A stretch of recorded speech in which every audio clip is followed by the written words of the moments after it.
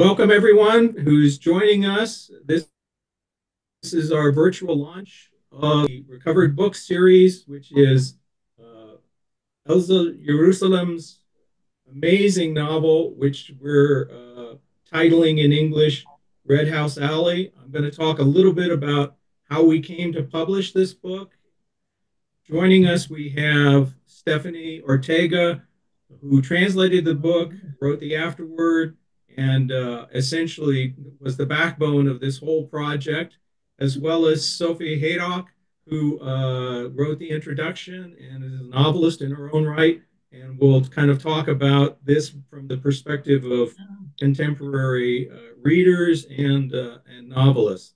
And I also see we're very lucky to have joining us Inez Wayland, who wrote a postscript. Inez is Elza Jerusalem's Granddaughter. daughter, and she kindly wrote a postscript for the book, which talks sort of about the family history. So, welcome, Inez. We're very privileged to have you joining us today. I'm going to start with talking a little bit, a few slides about the background of how we came to publish this book.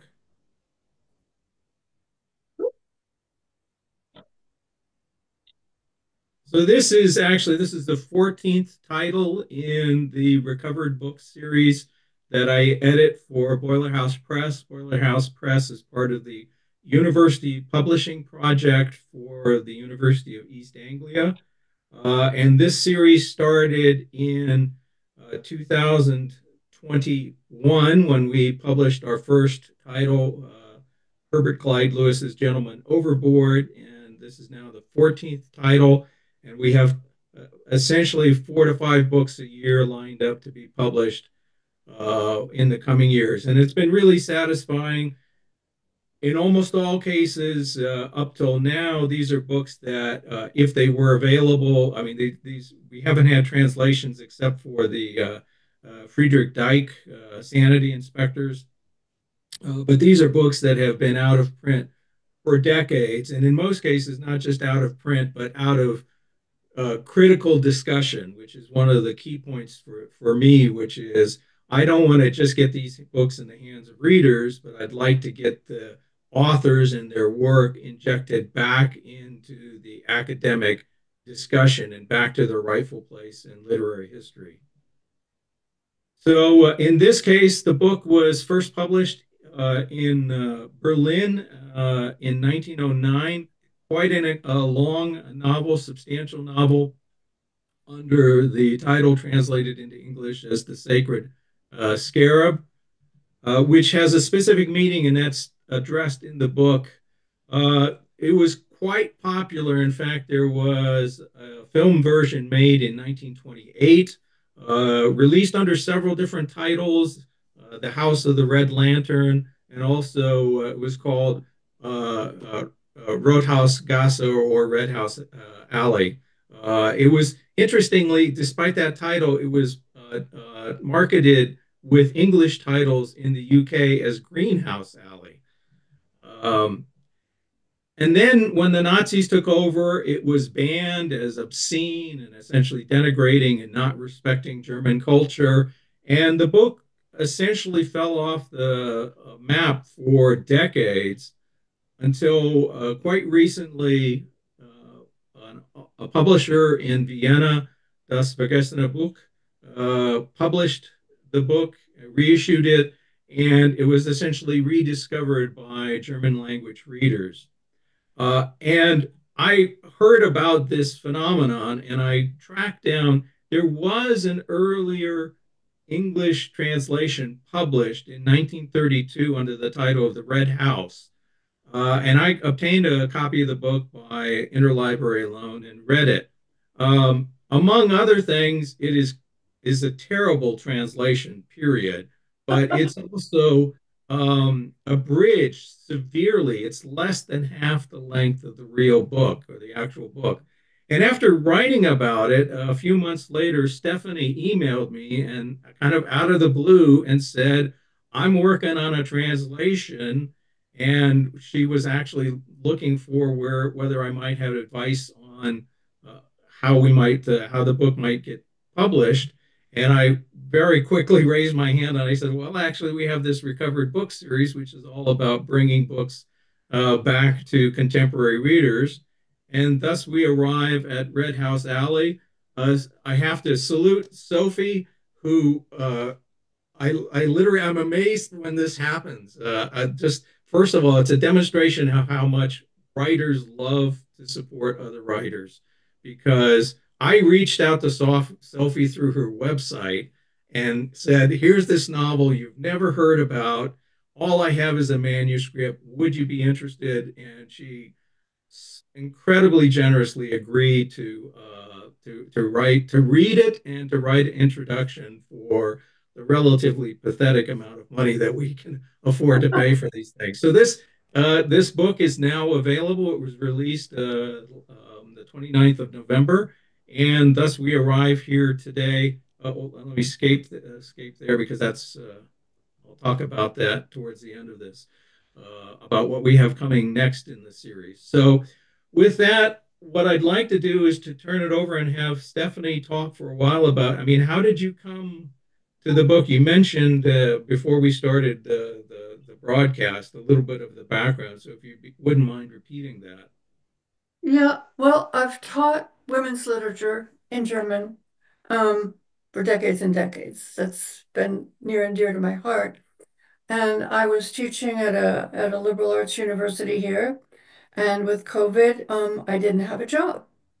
So I was sitting in my front room at loose ends and turned on the television, and there I found an old broadcast of a BBC series about various cities. And what I found at that moment was Vienna in 1908. It was called a series, Bright Cities, Brilliant Minds. And the host was a guy named James, or is a guy named James Fox. The host told the viewers, about 20 of the great fin de siècle uh, writers, architects, sculptors, painters, and Egon Schiele among them. And at the very end, they squeezed in a 1 minute interview with a woman, Brigitte Spreitzer, who's in Graz, Austria, who wrote the afterword to this novel, to what we call Red House Alley now. Um, in those 2 minutes, she absolutely riveted my attention. I could tell from the way she was speaking, body language, eyes, everything. This was something really unique. And I got hold of the book. And I was absolutely blown away by the style and her use of language. There's Yiddish, there's Rotwelsch, which is a bit like Cockney. It's a sort of a cosmopolitan mix of Romany and Yiddish and all kinds of ancient survivals, like the Irish travelers, or the Scottish travelers. It was a real pastiche of language, and I hadn't seen anything from that time period that so reflected uh, the language of Vienna at the time. So the use of language just blew me away, but her style was just unique. Um, so I got reading it, and it just struck me right away. The English speaking audience, the readers of English need to be aware of this. I mean, it trumps anything I've ever read by Schnitzler, trumps anything I've ever read by Felix Salten. Um, I can't think of a person in her circle, which was young Vienna, sort of a social circle, a literary circle, uh, who can hold a candle to her writing. So it was a pleasure and a delight. That's the simple story. And I mean, you just undertake this as a personal project. I mean, you were well underway when you reached out to me. Yeah, I was maybe two and a half, three chapters into it. And honestly, I had never done anything like that. I had translated for various magazines, poetry, prose poems, shorter bits. but nothing that was completely under my name. It was within journals. Um, I wrote you out of the blue. And because I really liked what you wrote about the original translation from 1932, all the sort of baloney of academic jargon just wasn't there. You got to the heart of the matter. I really thought you got it. Yeah. Okay. Well, and we lucked out because this was the first. It's something I've been wanting to do, and we've been pursuing several projects over since the start of the series. But this is the first time we had a great opportunity, and I will say quite bluntly, uh, most translators will need to be paid in advance for their work or paid upon delivery, and that's a tough thing for us as a very small, lean margin operation. So the arrangement that you agreed to has enabled this to happen. Well, it's reciprocal. Look how much you have put into this. And Sophie, each of us, I think, has been moved because of the quality of the work.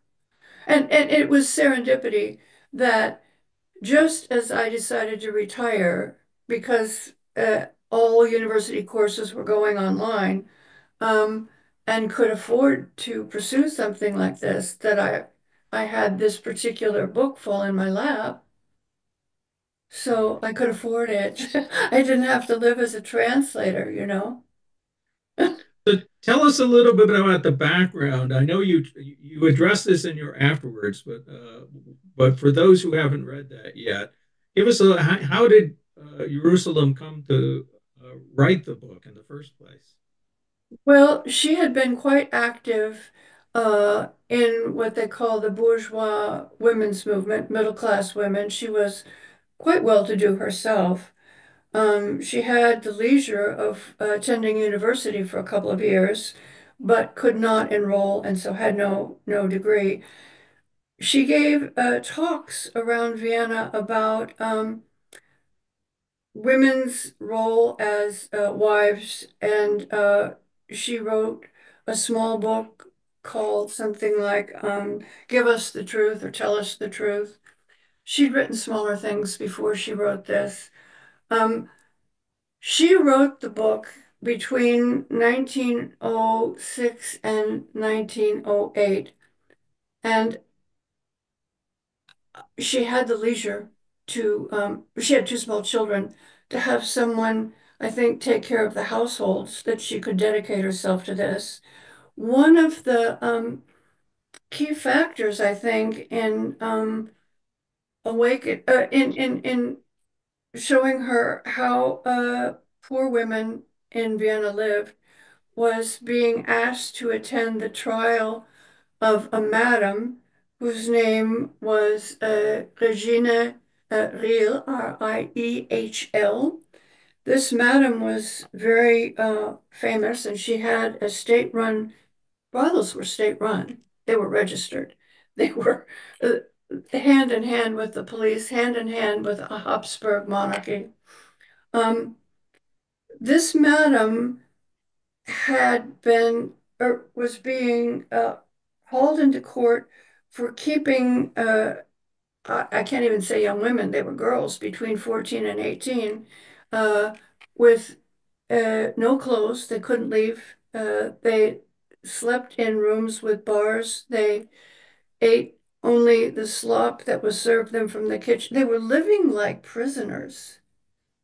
Um, there were 60 people who could attend the trial, and Elsa Jerusalem was one, and another woman who lived with Brahms, the composer, Celestine Truxa, Truxa, were able to watch the whole trial, which means all the testimony of all the young prostitutes.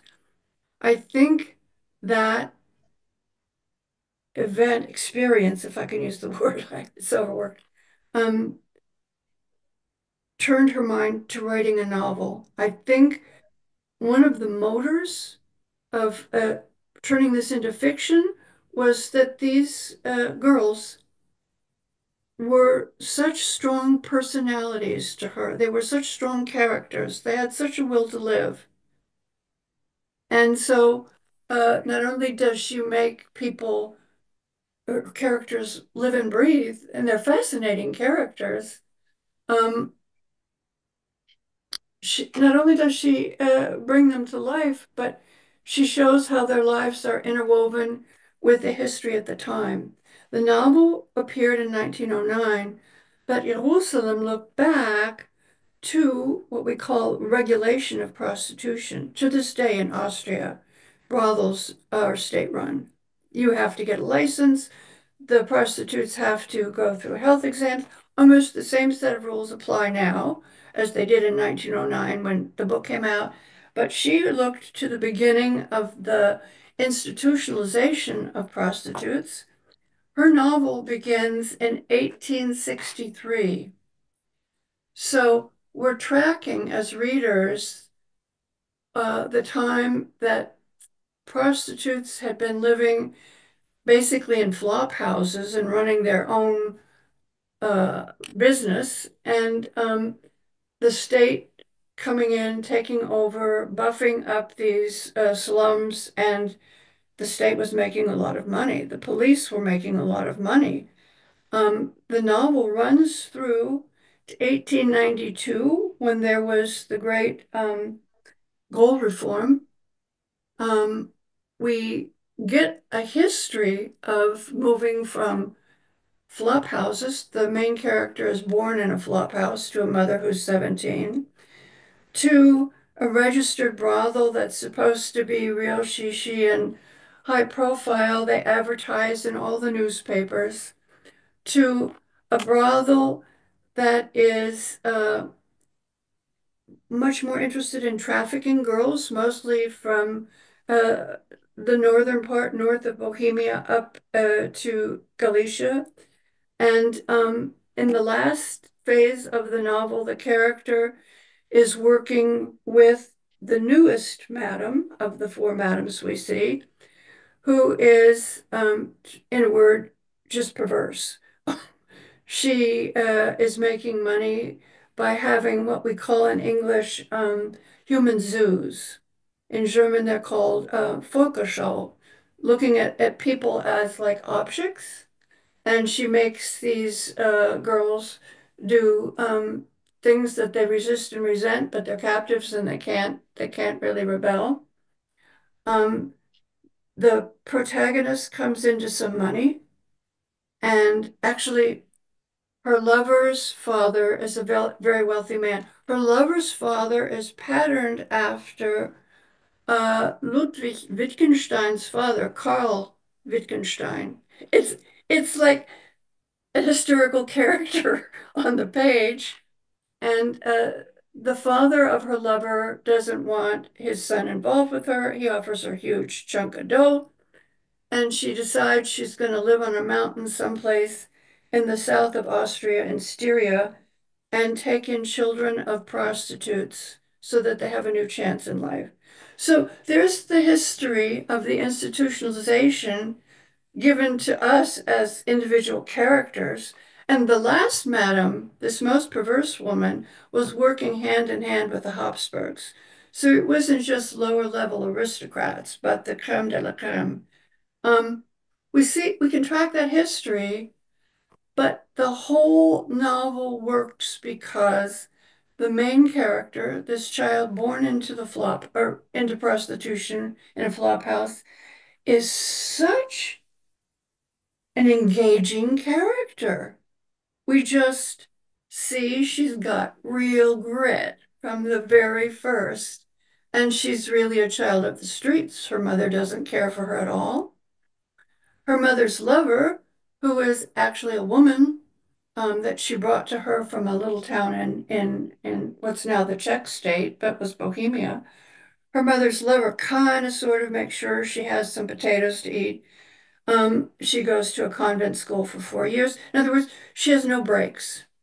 Right. And the character Milada is her name, which means grace in Czech, um, makes it like the inversion of a Goethean Bildungsroman character. It's like Wilhelm Meister turned inside out. What is my role in society as a young adult?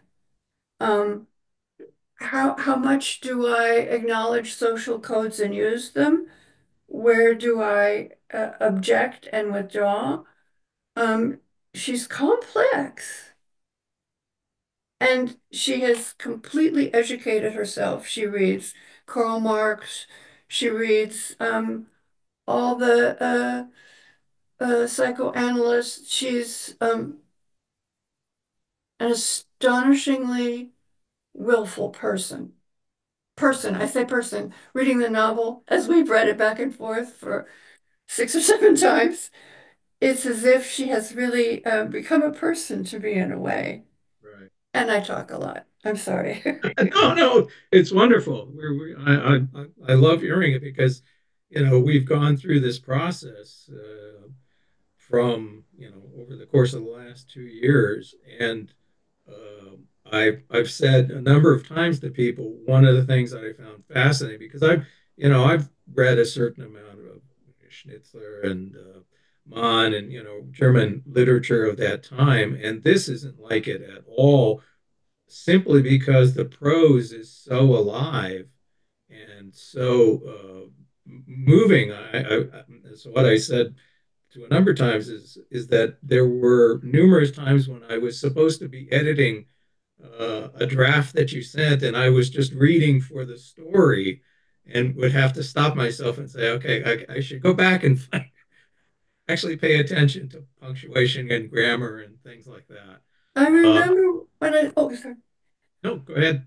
When I sent you the chapter in which Mileda's mother's dying in the charity hospital, and it's the orderlies in the hospital who are speaking among themselves, and they're speaking dialect. And I wondered how do I make that work in contemporary American English? And I said to you, how does it sound to you? And at that point, you said something that just really moved me. You said you found it moving.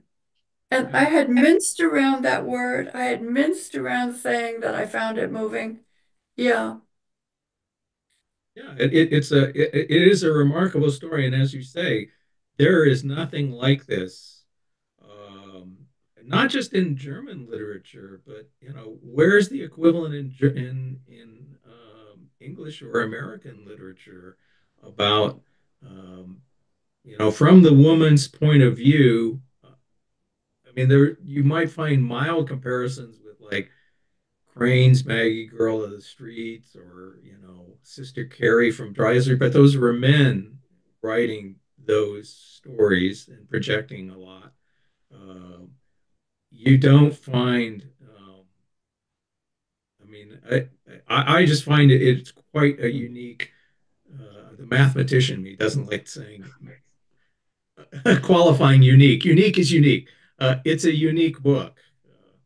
Yeah. And there, if you start reading about literature that has prostitutes as main characters or very highly visible characters, if you start reading about the academic literature, you'll see there were two books that are always mentioned, and one was by a woman named Margarete Böhme. It was supposed to be the diary, an actual diary rather than fiction of a young prostitute. Pops made a movie, and maybe Sabina can hop in here. Sabina Huck is our film expert. Um, uh, with Lulu, the diary of a lost girl. Is it Sabina? Right. Abs. Yeah, and Yes, yes, it is. It's one of the most famous films by Pabst, partly because he cast the American Louise Brooks with that quintessential bobbed haircut in the role. And together with another film Pabst made, it made her an international star. And with a yes, yeah. it was a kind of social critical novel, but Pabst made a more kind of psychological, erotic drama out of it. Yeah, but Burma's original book, I think, was kind of supposed to be titillating. It was not just the diary of one's personal of this prostitute's thought, but and a view of female sexuality that was completely submissive. The other book that was sort of correlative with Jerusalem's novel was the Confessions of a, I think in English it's called whore. It's more like a trollop. And it was again supposed to be an actual account of a woman in her 50s who was dying in some spa, and she gave her diary and her confessions to a doctor at the spa who published them, quote unquote. It actually tracks her life from age 3 to age 17 when she enters prostitution as a regular for income. It's nothing but a display of prurient scenes. That was written by Felix Salten, the same guy who wrote Bambi. And although the Nazis said that they were going to ban Jerusalem's work because she was a Jew and because this was lascivious, there was Salten, a Jew, who published this book called Josephine Mutzenbacher. That was one of the most popular books read by men in the Third Reich. Mhm. He made millions in Switzerland off of that book. So those were the only predecessors. And Jerusalem completely throws them away. She does mention on a couple of occasions Zola's work, particularly the character Nana, who is a monster by age 17. She's a femme fatale destroying the lives of men. Yeah, she takes some the author takes some real punches at late 19th century authors and their depiction of women's lives. Right, right. There's nothing out there like Schnitzler, who was given credit for recording the language of Vienna of his time, um, didn't hold a candle what she was doing with language. Right, right.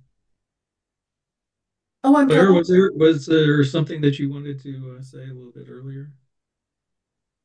I thought I saw you raise your hand there. Are you talking to me? Yeah, Yes, Oh, yeah, I just wanted to comment too. One,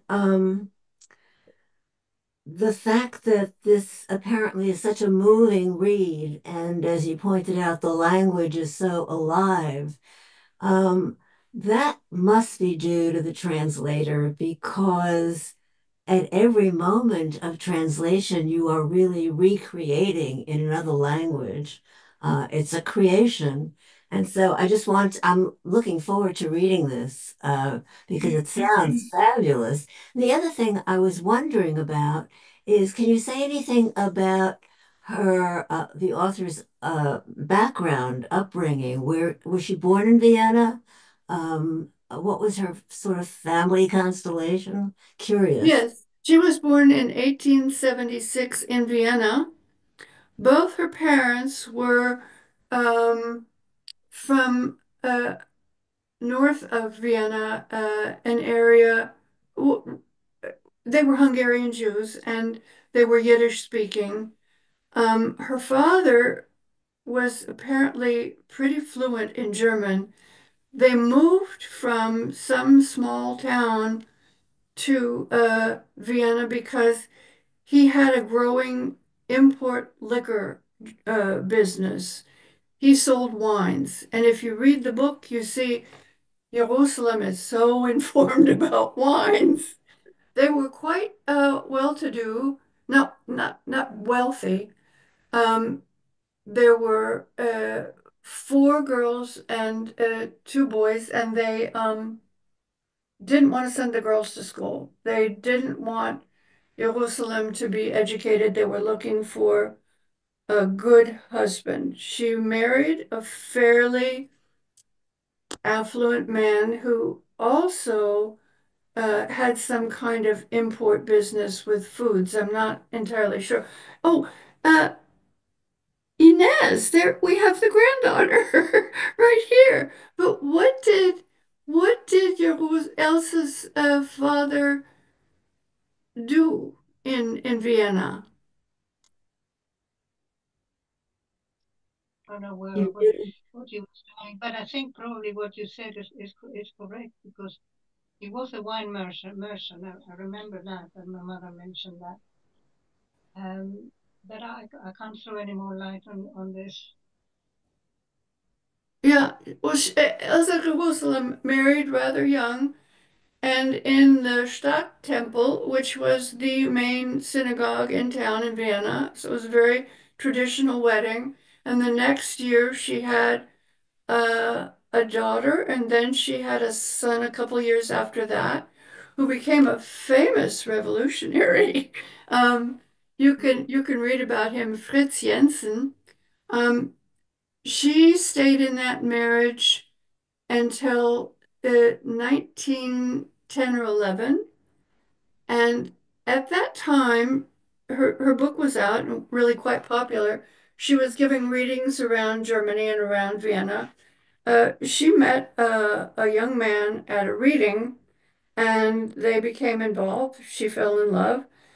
He was a parasitologist. He was a zoologist and he got a very nice appointment at the University of Buenos Aires. So in 1911, she Was it left her fictional? first Well, sorry. husband and her Sorry. two children and moved to Buenos Aires, which is where Inez was born.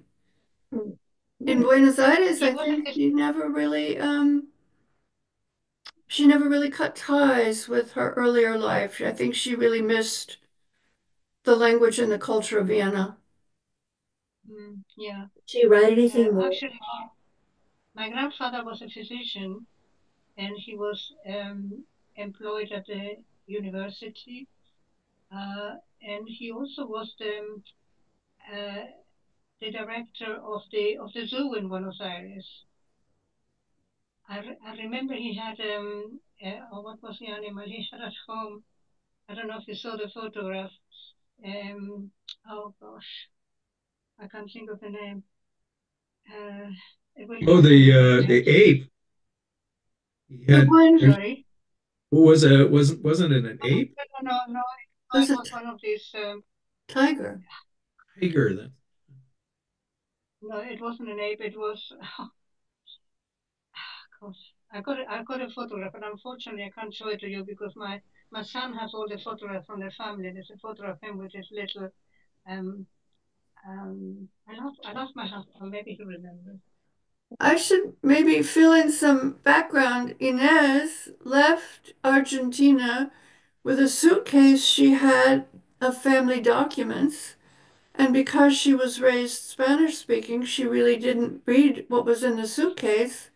And the same woman that I saw on the documentary from 2014 from the BBC, Brigitte Spreitzer, came to visit Inez and read her all the family things from her grandmother that she hadn't even known she had. Yeah.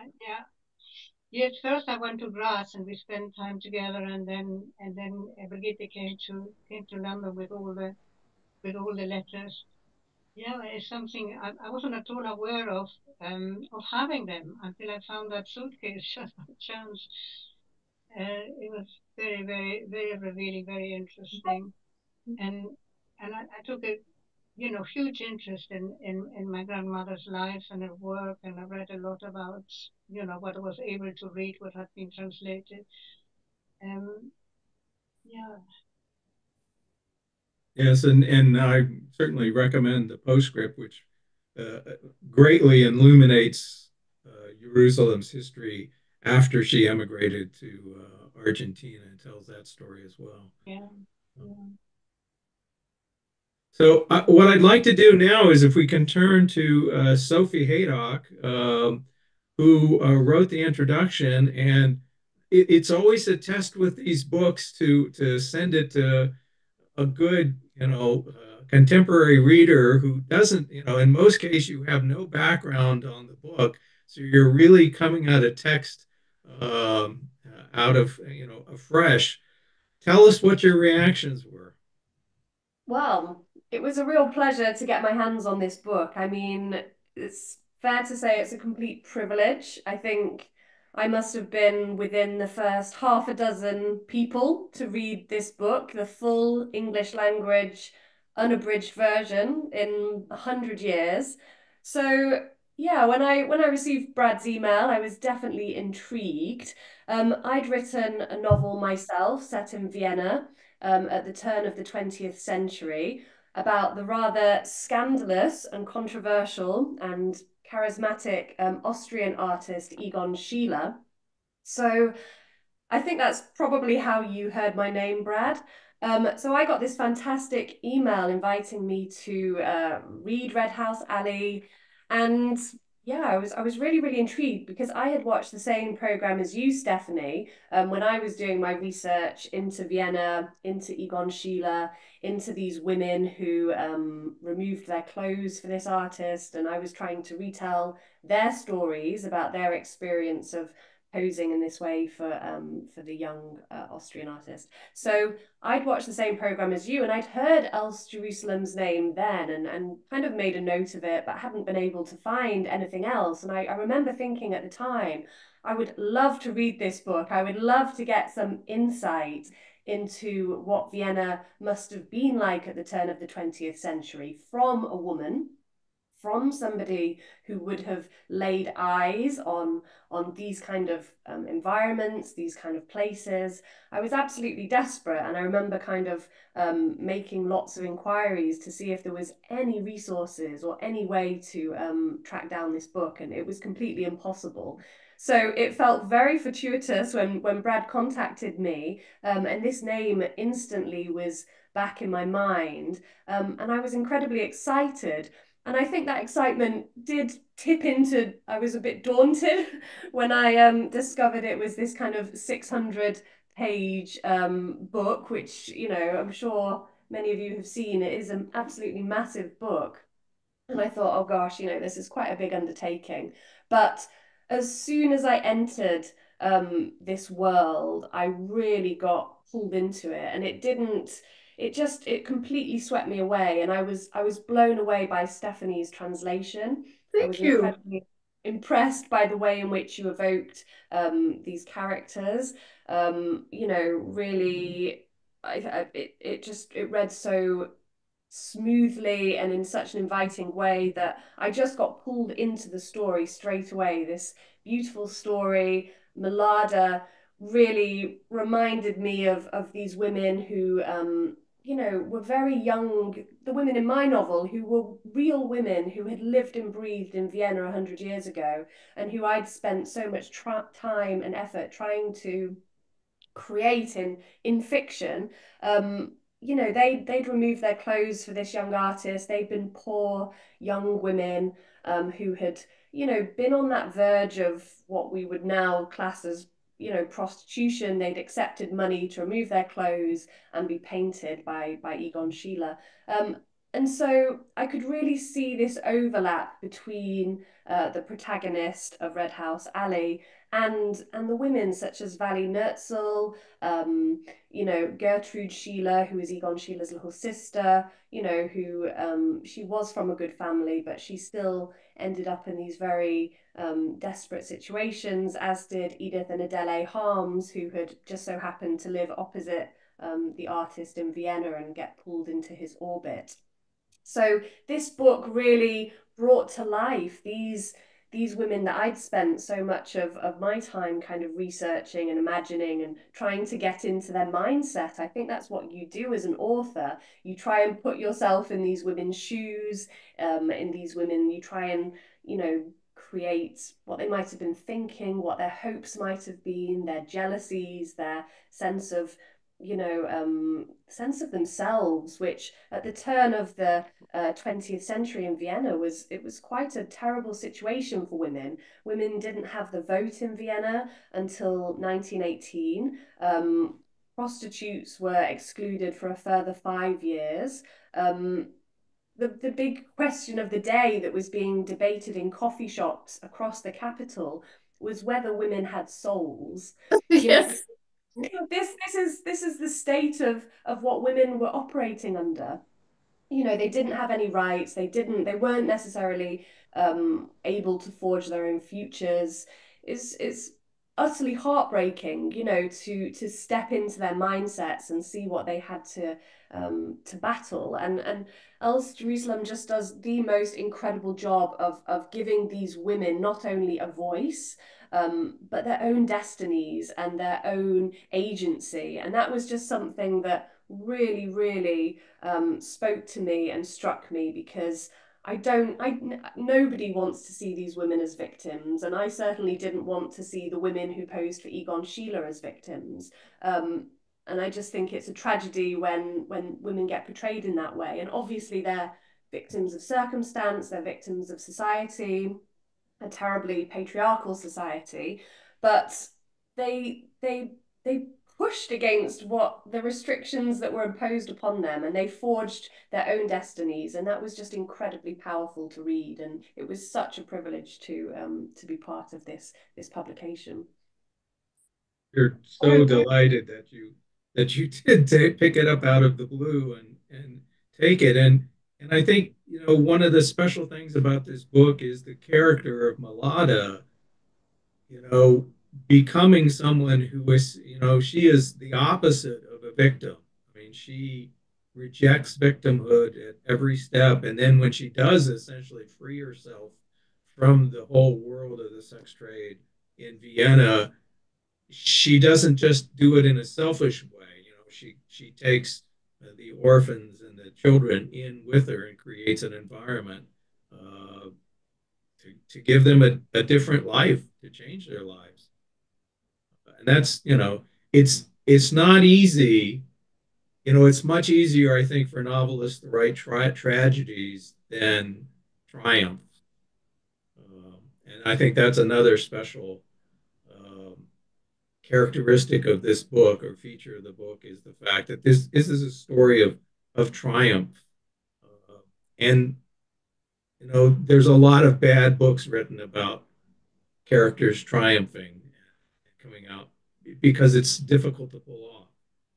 Yeah, but it's not a cheery ending either. There's such anguish in her life, and she is depersonalized during sex. She's obviously um, living with a lot of physical and psychological anguish. Yeah, it's not a cheap, quick, slapdash happy ending. No, no. Yeah, and I like the way you talked about the fact that she's willful and directed, and I would even say hard-minded. And at the same time, she's humble. She doesn't see herself as different from any of the girls who like leap off the top of the building and commit suicide Right. out of despair.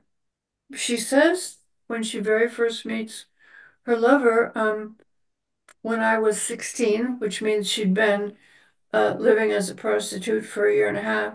She said, when I was 16, I despaired until I started reading. Yeah, and she's not a saint. No, I mean, she has to be complicit for years.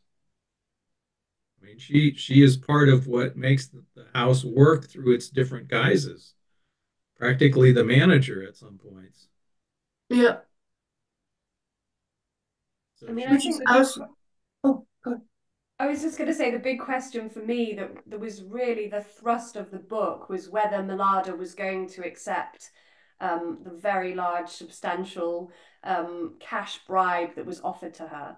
And this, for me, was the real, you know, she's had to accept money for sex her entire life. You know, she's had to be part of this system. And then suddenly she is offered a huge sum that could completely not only transform her life, but the lives of the women who are in Red House, the Red House as well. And it's just fascinating to me. You know, I think a modern book would tackle that very differently and would almost, you know, try and kind of pull a clever punch and find Milada, rejecting it out of, some kind of moral stance. But actually, what she does is far more human, and her actions and her decisions and her process is incredibly, for me, it was surprising as a reader. And I think that was one of the beautiful experiences about reading this book, was the constant surprises. We're never led down a kind of stereotypical perception of who these women are, who they should be, what their choices should be. They keep surprising the reader, and that's really compelling. You were the one who brought to my attention, Sophie, that the moment that her boyfriend's assistant, his father pays a young man to manage his life. His assistant invites Milita over and offers the cash. At that moment, you say it was the crux of the story. It was the crux of her life, the turning point of her life. Did you see at that moment that Milita was able to understand her lover was callow, a coward, not the person he had anyway represented himself to be, and also a person that told her he would never marry her? Or was she truly at that moment, as you read the novel, in love with him, infatuated with his power and his worldliness? I think she was in love with him. I think that's almost what the beauty of that moment is that she is in love with him, and she still makes a choice that, it goes against her own hope for happiness and her own hope for her own, she has, her life can go in different directions here, and perhaps she can have the fulfilling family life and the marriage that has always, that life that has always eluded her because of her upbringing. Or she can go down this path that perhaps offers her something where she can make a bigger difference to the world. And I think, despite everything that's happened to Malada, and I hope everybody who goes on to read this book will agree, she's quite a rose tinted, she's quite an optimistic woman. She still believes in people, she still Yes. believes in society, she still believes in the world. She certainly believes in love, I think. That's not, I hope you won't disagree that that's part of her character. I really felt that she still had a very deep capacity for life and for feeling and for emotion, despite the very dehumanizing things that had been inflicted upon her. I was struck by the passages that you elevated in your foreword. You quoted Milada as saying to her tutor that she just wanted to live and live and live and live. And I hadn't really noticed that line until you used it as an opening on who she was. Yeah, she had faith in the life process and living. Well, I hope, Inez, I hope it's okay to say that, my understanding of Elsa's life is that it was full of grief and regret and difficulties, things that she obviously, things that happened to her, choices that she made that, she felt deeply conflicted over. But you're absolutely right, Stephanie. That sentence, it just fills me with such emotion every time I read it, and it's um, you know, I think I say in the introduction, Jerusalem died in Argentina in 1943, aged 66, alone and somewhat forgotten. There had been much grief in her life, but her story mustn't be seen as tragic. And I believe that Jerusalem likely shared Milada's outlook, which is what we spoke about before, this optimism, which hopefully is ours too. And this is the quote that you're talking about. I do want to live and live and live. I want to see what's in the future. I'm eager to see it. And at the end, I'm going to say, the journey was beautiful.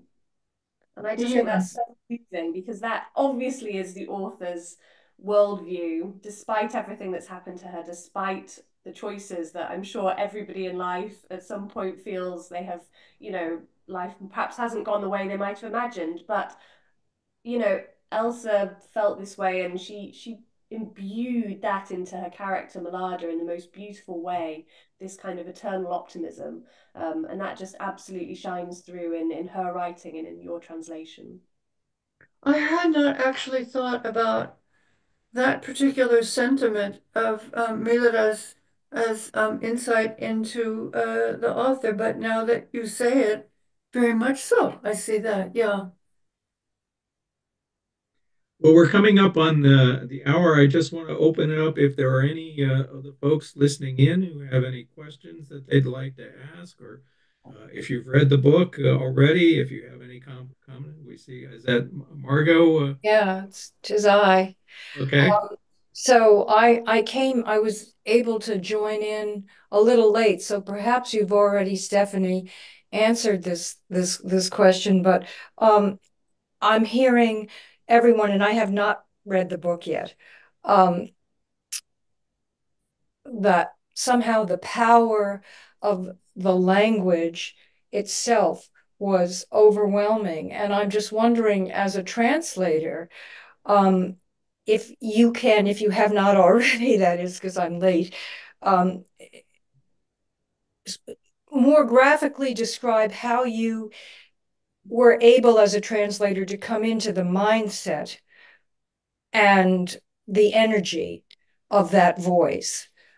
Perhaps you could even give me an example, and how the struggle of the translator to actually find her or his way into the energy of an alien voice, or how do you how do you come into that in this particular instance?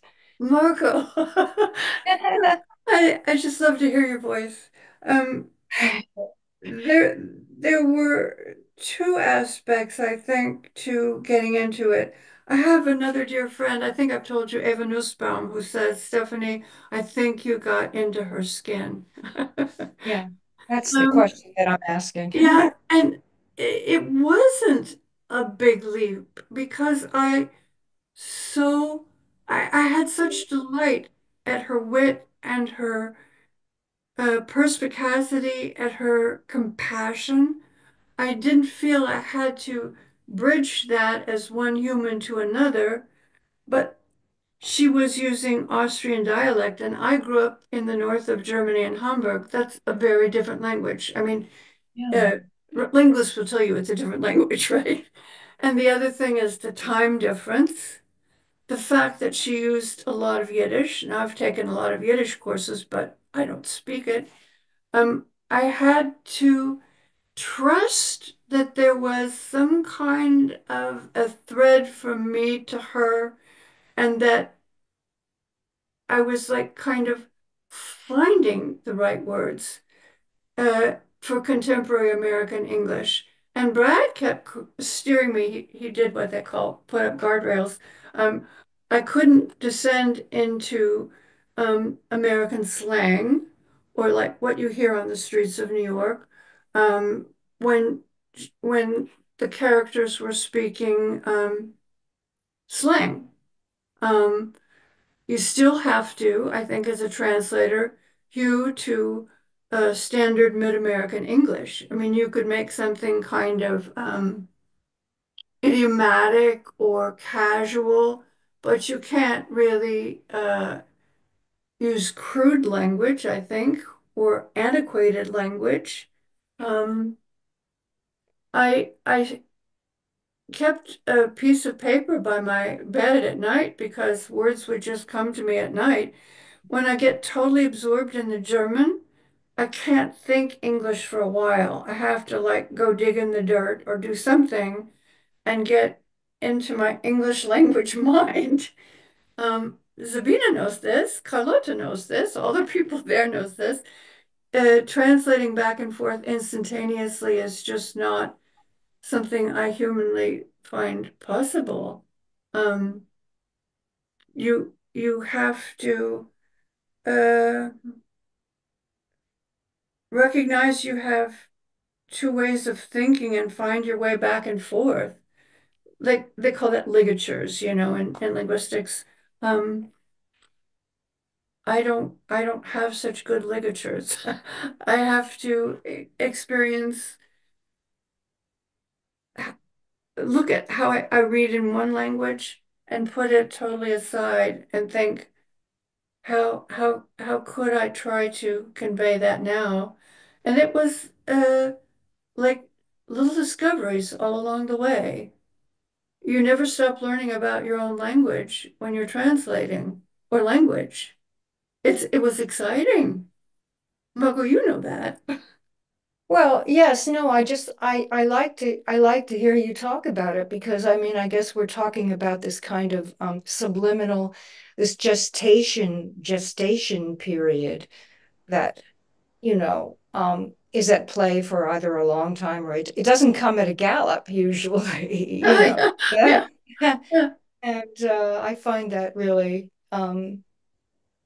delicious to listen to and talk about. So yeah. yeah. In fact, having done this has just really whetted my appetite for something else that will take me another direction. Um, Brad found a novella by a man who wrote in the mid 40s in Hollywood. He was also from Vienna, and I agreed to translate it. It was stock and standard German, German from Germany. So German standard German rather than Austrian standard German.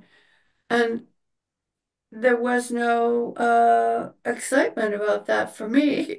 It was no stretch. It wasn't playful, you know? Being playful, that's the word, yeah. The texture of the play or whatever. Mm, mhm. We'll jump in here to mention, just to plug, we haven't set a publication date yet, but Stephanie has finished another translation for us, which is of Friedrich Torberg's, the German title is Meine ist der Rache, Vengeance is Mine, which is a fascinating book published in Hollywood in 1943 in German, never translated in English. And it's essentially about, as far as I know, it's the first novel to really talk about life in a concentration camp. This is, of course, before the final solution, but and it's a very dramatic little novella, which stimulates all sorts of questions and thoughts about motivations and victimhood. And anyway, that we're hoping that will come out probably either late next year or early 26. Yeah, I feel it was an absolute honor to translate that. And you found it. And you found an original book which you sent me. Yeah. That was pure luck. Yeah, pure luck. But I would love to, please keep thinking of other candidates because we would love to keep on working with you. I just want to wrap up. If there are any other questions, because we're coming up on the hour, if anyone else in the audience has a question or observation they want to offer. People put their question in the chat if they don't want to share their video. Yeah, I haven't seen any questions coming in the chat.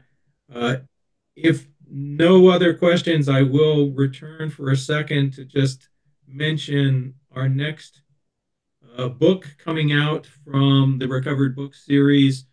Will be published at the end of March next year.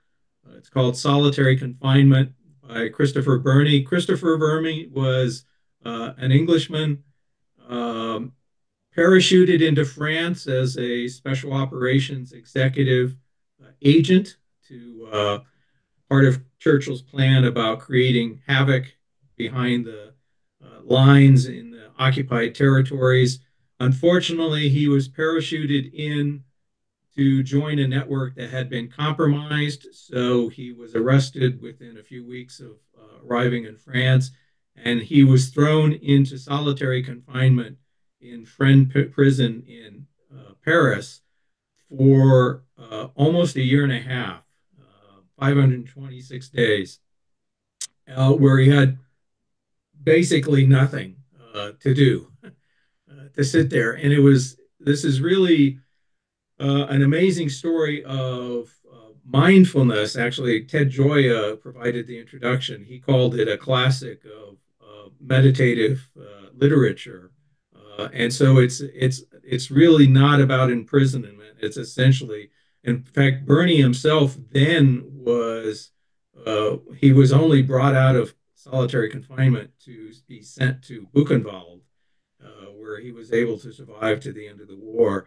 And he credited essentially the emotional and mental strength he developed in solitary with allowing him to survive in concentration camps. So this is one of my absolute favorite books, and I'm so glad that we'll be able to bring it back out because it's just phenomenal story. I see a comment by Yeah. Carlotte. Lotte, what do you say? Oh, danke, Stephanie. Lotte, I'm going to make you read it. I never knew a reader like you. Yeah, I'd love to. I'm totally inspired. I'm really looking forward to reading it and also hearing about this whole book series. I think it's fantastic. Um, I was completely unaware of it. Well, We're I'm on the other, it's a, on the very southern tip of the continent, African we, continent. we have actually been talking off and on with an editor in South Africa Yeah, about possibilities of books from South Africa's literary history that we might bring back. right, right. Keeping an eye. There's a question in the chat actually for Sophie about what you have in the works. Oh, well, hearing you talk about solitary confinement, Brad, actually my yeah, it is how life feels for a writer at times. But my second book is going to be published in March. It's about Matisse. So I've continued the artist theme from Egon Schiele in Vienna to Henri Matisse in Paris and France, slightly later in the 20th century. But it's looking at the women who inspired his art and who were integral to his life. But it's really fascinating actually because his daughter Marguerite, she was actually part of the resistance, a very active part of the resistance during the Second World War, and she was captured during that time, and she spent a very prolonged period of her own in prison, as did Henri's estranged wife, Amelie, who was in her late 60s at the time that she was captured and spent time in prison and treated incredibly badly. You know, Marguerite was really tortured during this period and was also sent off to one of the, the camps and miraculously managed to escape. But it's these stories about Matisse and the women in his life that have just never been written about before. And the book really looks at the ultimatum at the heart of his marriage. And there's just so many incredible stories. You know, this is why I love having contributed to this book by Els Jerusalem, just because you have to be able to shine a light on these hidden stories of incredible women that are just otherwise lost to history. And it's just such an important process to see you engaged with that, with this series, and to see Stephanie doing the work to bring this to a whole generation of new readers. It's so inspiring. So, yeah. Terrific. Just to answer Claire's question, so this is being recorded and we will post it to the University Publishing Project channel on YouTube. So if you search for Red House Alley launch on YouTube, I'm sure you'll find it. It should be up within the next day. Thank you. If there are no other comments and questions, I just want to end by saying thank you so much to Stephanie for this amazing work that you've done on this book. Well, Just thanks to extraordinary you. contribution.